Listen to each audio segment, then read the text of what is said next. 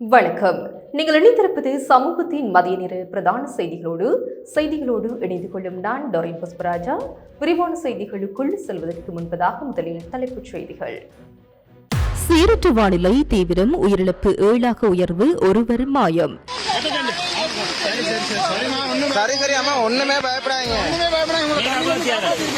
தொடரும் மண் சரிவு அபாயம், பல பகுதிகளுக்கு சிவப்பு எச்சரிக்கை, பாடசாலைகளுக்கு விடுமுறை. மூடப்பட்டிருந்த கொழும்பு கண்டி பிரதான வீதி மீண்டும் திறப்பு. வெள்ள நிலைமை மேலும் மோசமடையும் அபாயமில்லை, நீர்ப்பாசன திணைக்களம் அறிவிப்பு.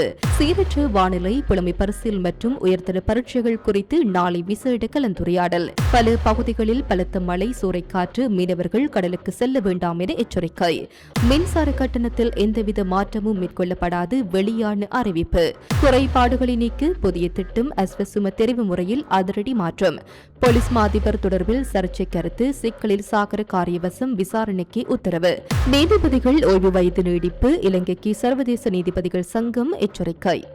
அவை எமது தலைப்புச் செய்திகள். இனி தொடர்பான விரிவான செய்திகள்.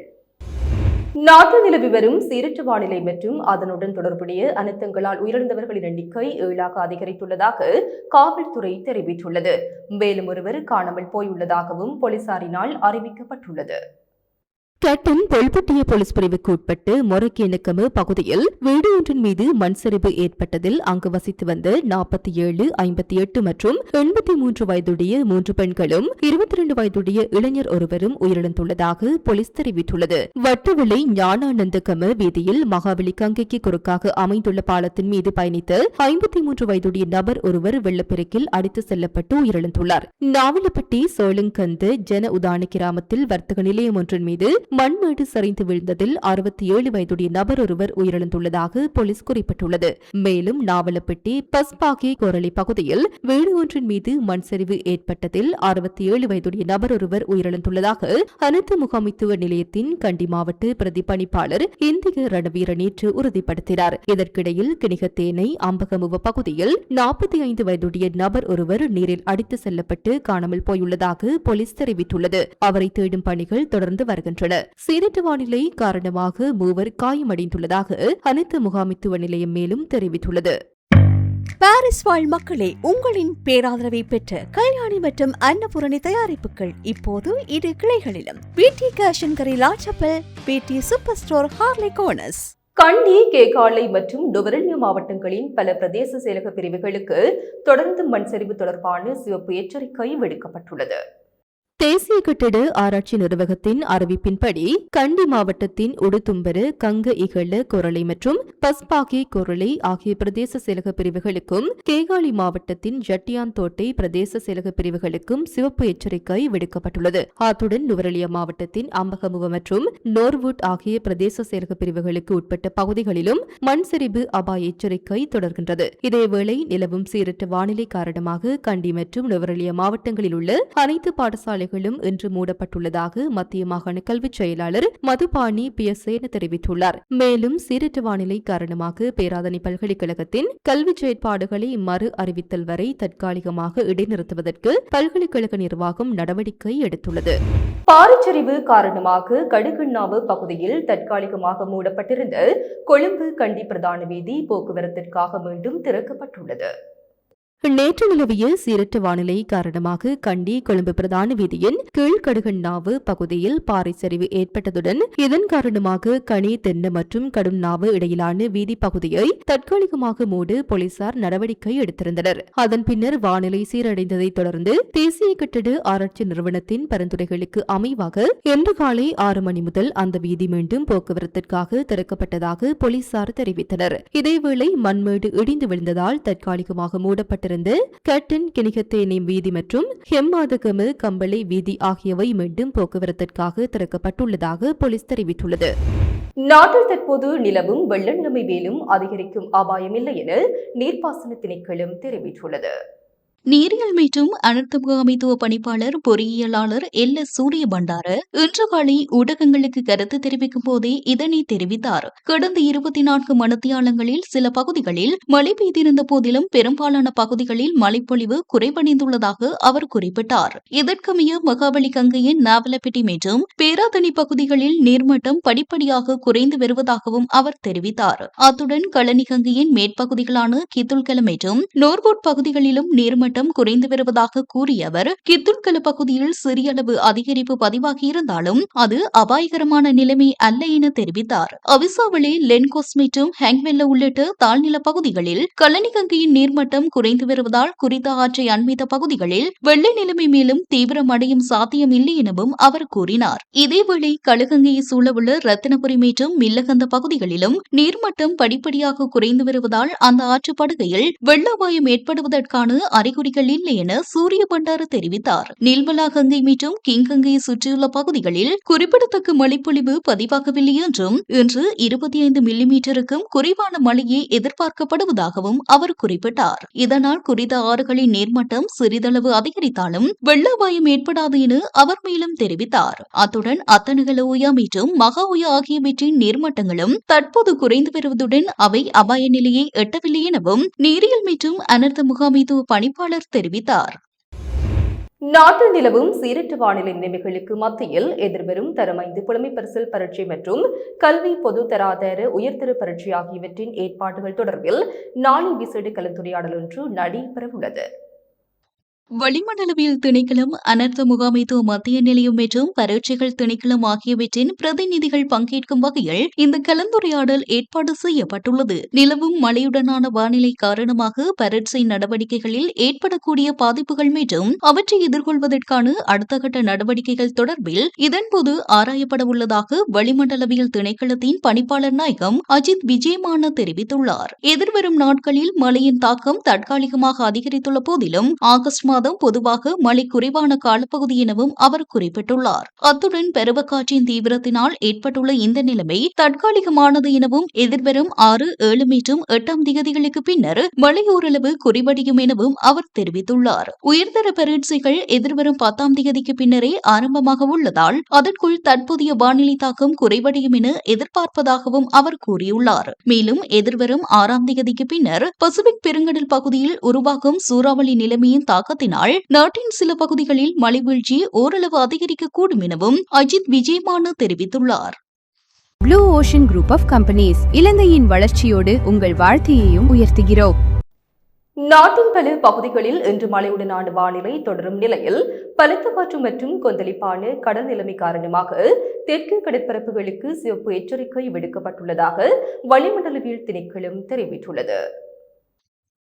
திணைக்களம் வெளியிட்டுள்ள இன்றைய வானிலை முன்னறிவிப்பின்படி மேல் சப்ரகமு மற்றும் வடமேல் மாகாணங்களிலும் கண்டி, நுவரெலியா, காலி மற்றும் மாத்தறை மாவட்டங்களிலும் அவ்வப்போது மழையோ அல்லது இடியுடன் கூடிய மழையோ பெய்யக்கூடும். இந்த பகுதிகளில் மேகமூட்டமான வானிலையும் நிலவும் என அறிவிக்கப்பட்டுள்ளது. சப்ரகமு மாகாணத்திலும் கண்டி மற்றும் நுவரெலியா மாவட்டங்களிலும் சில இடங்களில் 75 மில்லிமீட்டருக்கும் அதிகமான பலத்த மழை பெய்யக்கூடும் என்றும் தெரிவிக்கப்பட்டுள்ளது. வடமத்திய மாகாணத்தில் பல தடவைகள் மழை பெய்யக்கூடும் என எதிர்வு கூறப்பட்டுள்ளதுடன் ஊவா மற்றும் கிழக்கு மாகாணங்களிலும் முல்லைத்தீவு மாவட்டத்திலும் பிற்பகல் 2 மணிக்கு பின்னர் இடியுடன் கூடிய மழை பெய்யக்கூடும் என தெரிவிக்கப்பட்டுள்ளது. மேலும் வடமத்திய, சப்ரகமோ, தென், மத்திய மற்றும் வடமேல் மாகாணங்களிலும் திருகோணமலை மாவட்டத்திலும் மணித்தியாலத்திற்கு 40 முதல் 50 கிலோமீட்டர் வேகத்தில் பலத்த காற்று வீசக்கூடும் என எச்சரிக்கப்பட்டுள்ளது.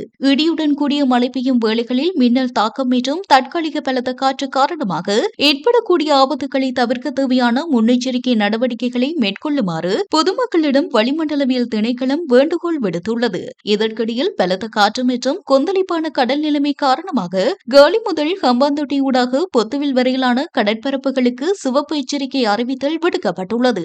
இந்த எச்சரிக்கை இன்றிரவு 8 மணி வரை அமலில் இருக்கும். குறித்த கடற்பரப்புகளில் காற்றின் வேகம் மணித்தியாலத்திற்கு 60 முதல் 70 கிலோமீட்டர் வரை அதிகரிக்கக்கூடும் என்றும் கடல் மிகவும் கொந்தளிப்பாக காணப்படும் என்றும் தெரிவிக்கப்பட்டுள்ளது. இதனால் மறு அறிவித்தல் வெளியாகும் வரை அந்த கடற்பரப்பு கடற்பரப்புகளில் கடற்றொழில் நடவடிக்கைகளில் ஈடுபட வேண்டாம் என மீனவர்கள் மற்றும் கடல்சார் சமூகத்தினருக்கு அறிவுறுத்தப்பட்டுள்ளது. அதேவேளை புத்தளம் முதல் கொழும்பு ஊடாக காலி வரையிலான கடற்பரப்புகளிலும் காற்றின் வேகம் மணித்தியாலத்திற்கு 50 முதல் 60 கிலோமீட்டர் வரை அதிகரிக்கக்கூடும் என்பதுடன் அப்பகுதிகளிலும் கடல் கொந்தளிப்பாக காணப்படும் என வளிமண்டலவியல் திணைக்களம் மேலும் தெரிவித்துள்ளது. 2026 ஆண்டின் 3ஆம் காலாண்டில் மின்சார கட்டணத்தில் எந்தவித மாற்றமும் மேற்கொள்ளப்படாது என இலங்கை பொது பயன்பாடுகள் ஆணைக்குழு அறிவித்துள்ளது. தேசிய அமைப்பு செயல்பாட்டு நிறுவனம் சமர்ப்பித்த மின்சார விநியோக செலவு அறிக்கையை மீளாய்வு செய்த பின்னர் இந்த தீர்மானம் எடுக்கப்பட்டதாக ஆணைக்குழு தெரிவித்துள்ளது. அனைத்து கணக்கீடுகளின்படி நடப்பு காலாண்டில் மின்சார விநியோக செலவு 0.3% மட்டுமே அதிகரித்துள்ளதால் கட்டண திருத்தம் தேவையில்லை என சுட்டிக்காட்டப்பட்டுள்ளது.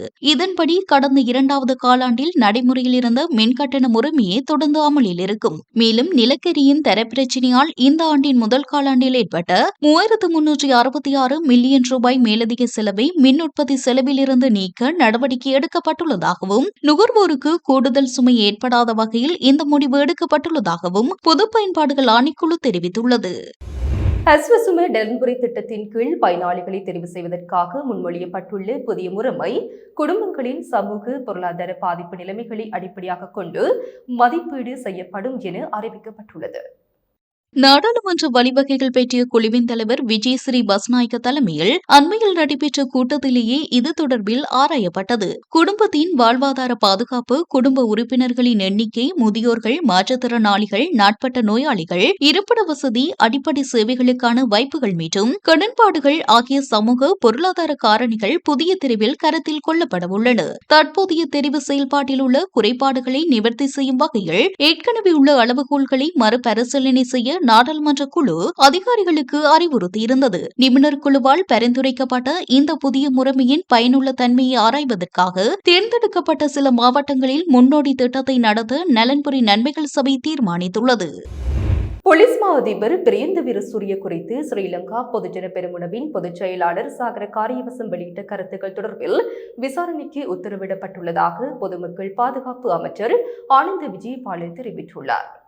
தற்போதைய போலீஸ் மா அதிபர் அரசாங்கத்திற்கு சேவையாற்றுவதை விடுத்து அரசுக்கும் மக்களுக்குமே சேவையாற்ற வேண்டும் என ஊடக சந்திப்பொன்றில் சாகர காரியவசம் தெரிவித்திருந்தார். மேலும் 37வது போலீஸ் மா தலைவர் தெருவில் மக்களின் தாக்குதலுக்கு உள்ளாகி உயிரிழந்த போலீஸ் மா தலைவர் என்ற பெயரில் வரலாற்றில் இடம் பிடிப்பதை தாம் விரும்பவில்லை என்றும் அவர் கூறியிருந்தார். இந்த கூற்று தொடர்பில் கருத்து வெளியிட்ட அமைச்சர் ஆனந்த விஜயபால இந்த கருத்துக்களை அரசாங்கம் இலகுவாக எடுத்துக் கொள்ளாது என்றும் இதுகுறித்து உடனடியாக விசாரணை நடத்துமாறு அதிகாரிகளுக்கு அறிவுறுத்தியுள்ளதாகவும் தெரிவித்தார். இத்தகைய கருத்துக்கள் கடந்த காலத்தில் அரசியல் அதிகாரத்திற்காக மக்களை பலிகொடுத்த ஒரு அரசியல் இயக்கத்தின் மனநிலையை பிரதிபலிப்பதாக குறிப்பிட்ட அமைச்சர் இதனை பொறுப்பேற்ற செயல் என்றும் விமர்சித்தார். தற்போதைய போலீஸ் மா அதிபர் தனது கடமைகளை திறம்பட செய்து வருவதாக குறிப்பிட்ட அவர் ஊழல், கையூட்டல் மற்றும் அரச சொத்துக்களை துஷ்பிரயோகம் செய்தமை தொடர்பான விசாரணைகள் தொடர்வதால் பயமடைந்தவர்களாலேயே இவ்வாறான கருத்துக்கள் வெளியிடப்படுவதாக அமைச்சர் தெரிவித்தார்.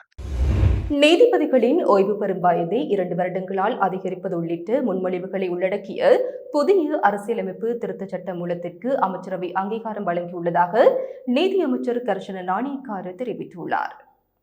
நிகழ்ச்சியொன்றில் கலந்து கொண்டு கருத்து தெரிவிக்கும் போதே அவர் இதனை குறிப்பிட்டார். இதற்கமைய குறித்த அரசியலமைப்பு திருத்த சட்டம் மூலம் விரைவில் வர்த்தமானியில் வெளியிடப்பட உள்ளதாகவும் அமைச்சர் தெரிவித்தார். இந்த திருத்த சட்ட மூலத்தில் நீதிபதிகளின் ஓய்வு பெறும் வயதை 2 ஆண்டுகளால் உயர்த்துதல், மேன்முறையீட்டு நீதிமன்றம் மற்றும் மேல் நீதிமன்றங்களின் நீதியரசர்களின் எண்ணிக்கையை அதிகரித்தல் மற்றும் பிரதம நீதியரசரின் பதவிக்காலத்தை அதிகபட்சம் 6 ஆண்டுகளுக்கு மட்டுப்படுத்துதல் ஆகிய முன்மொழிவுகள் உள்ளடக்கப்பட்டுள்ளன. சட்டம் மூலம் வர்த்தமானியில் வெளியிடப்பட்ட பின்னர் அது தொடர்பில் நீதிமன்றத்தில் மனுக்கள் தாக்கல் செய்யப்படுவதற்கான வாய்ப்புகள் உள்ளதாகவும் நீதியமைச்சர் குறிப்பிட்டார். ராயல்டி என்ஜினியரிங் வழங்கும் நவீன அடுக்குமாடி குடியிருப்புகள் இப்போது விற்பனைக்கு. Colombo 6 Wellawatte bus line hall ரோட்டுக்கு மிக அருகாமையில். இலங்கையில் உயர் நீதிமன்றம் மற்றும் மேல்முறையீட்டு நீதிமன்ற நீதியரசர்களின் ஓய்வு பெறும் வயதை 2 ஆண்டுகளில் நீடிப்பதற்காக முன்மொழியப்பட்டுள்ள அரசியலமைப்பு திருத்தம் குறித்து சர்வதேச நீதிபதிகள் சங்கம் தனது பலத்த கவலையை வெளியிட்டுள்ளது. உலகின் மிகப்பெரிய சர்வதேச நீதிபதிகள் அமைப்பான சர்வதேச நீதிபதிகள் சங்கம் வெளியிட்டுள்ள அறிக்கையிலேயே இந்த விடயம் குறிப்பிடப்பட்டுள்ளது. நீதிபதிகளின் ஓய்வு பெறும் வயதை மாற்றுவது பற்றிய கவலையை விட இந்த சட்டம் மூலம் கொண்டுவரப்பட்ட விதம், நேரம் மற்றும் இதன் பின்னணியில் உள்ள நோக்கம் குறித்து கவலை கொள்வதாக அந்த அமைப்பு தெரிவித்துள்ளது. நீதித்துறையை பாதிக்கும் அரசியலமைப்பு மாற்றங்கள் முறையான ஆலோசனைகள் மற்றும் வெளிப்படையான வழிமுறைகள் மூலமே கொண்டுவரப்பட வேண்டும். தன்னிச்சையாக கொண்டுவரப்படும் இத்தகைய அறிவிப்புகள் நீதித்துறை சுயாதீனத்திற்கு பெரும் அச்சுறுத்தலாக அமையும் என எச்சரிக்கப்பட்டுள்ளது. இந்த திருத்த சட்டம் குறிப்பிட்ட சில நீதிபதிகளுக்கு பலனளிக்கும் வகையில் வடிவமைக்கப்பட்டுள்ளதாகவே பரவலாக பார்க்கப்படுவதாகவும், இது நீதித்துறையின் மீதான மக்களின் நம்பிக்கையை சீர்குலைக்கும் என்றும் சர்வதேச நீதிபதிகள் சங்கம் சுட்டிக்காட்டியுள்ளது. கிளிநொச்சி ஜக்கச்சி பகுதியில் இடம்பெற்ற கோர வீதி விபத்தில் படுகாயமடைந்து குடும்ப பெண் ஒருவர் சிகிச்சை பலனின்றி உயிரிழந்துள்ளார்.